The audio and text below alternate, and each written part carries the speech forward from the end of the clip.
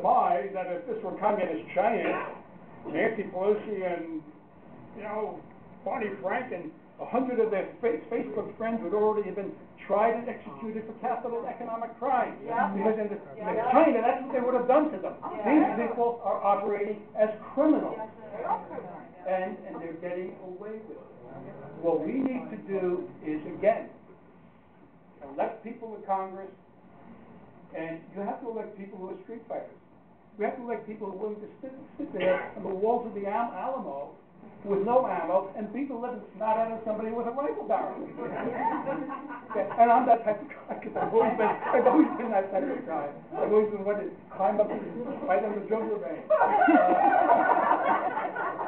I don't give up. I'm tenacious. You know the picture of the egret with a frog being swallowed? Yeah. Okay, I'm the frog. Don't give up. You know? So you need to elect people like that. People who are going to fight it. I'm not going to compromise with somebody in the Republican Party to get elected. No, I'm not going to change to that.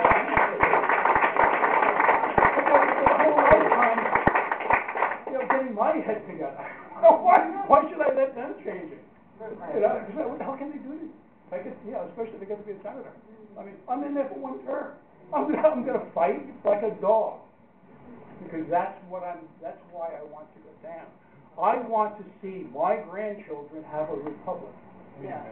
I want their future. It sounds like you're aware that you're going to get blamed, and all of the people who get elected are going to complain for the massive mess that's inevitably going to happen. So when you say one term, you realize. I recognize that when I go down,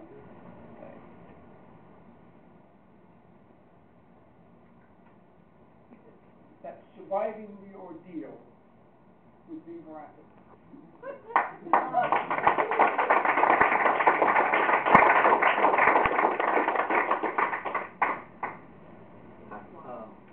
I really applaud you for bringing up the social justice thing. It is the most dangerous fabric that is pulling against our freedom today. It's the disguise of social justice. And people really don't understand it. Today we are bombarded with social justice without debate, without merit, without explanation. And I applaud you.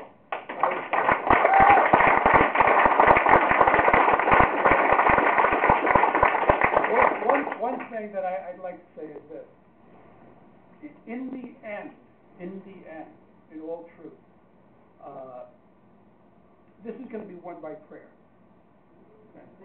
We must, as a people, start to grasp the necessity of becoming more godly than we have been. Okay? You know, we all fall short. We all know that. There's no doubt about it. We all have nits and lights and all of that. But we have to start once again to fight tooth and nail to return God to the public square. We must not give up.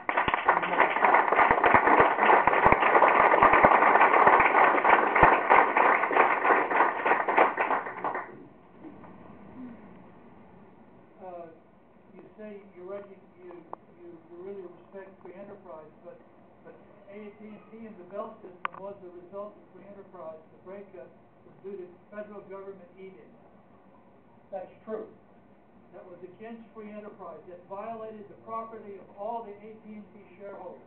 It actually, in the end, did not. It did. Well, okay, I'm not going to argue that point with you. What I will argue is this. AT&T was a monopoly, telephones were a monopoly granted by the government starting back in the 1870s, and a monopoly because given the types of plants necessary, the enormous amounts of expenditures to bring about a communication system, it was granted monopoly status because they were very geographically oriented. So in that sense, yes, it was a government operation that said we want to increase, and it was justly done. Now, as we got into the 80s, what occurred, now you have to grasp the essence of the technology, electronics, both in terms of going solid state and all of that. But the other is to understand DARPA and the internet as the government invented it. Once you start to see this, we suddenly started to recognize that your communication nodes, the switching centers, were becoming independent of fixed entities.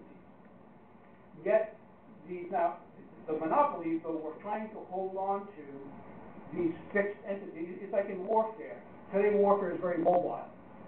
If you've got a fixed position, you're probably doomed. What you need is to maneuver. Okay?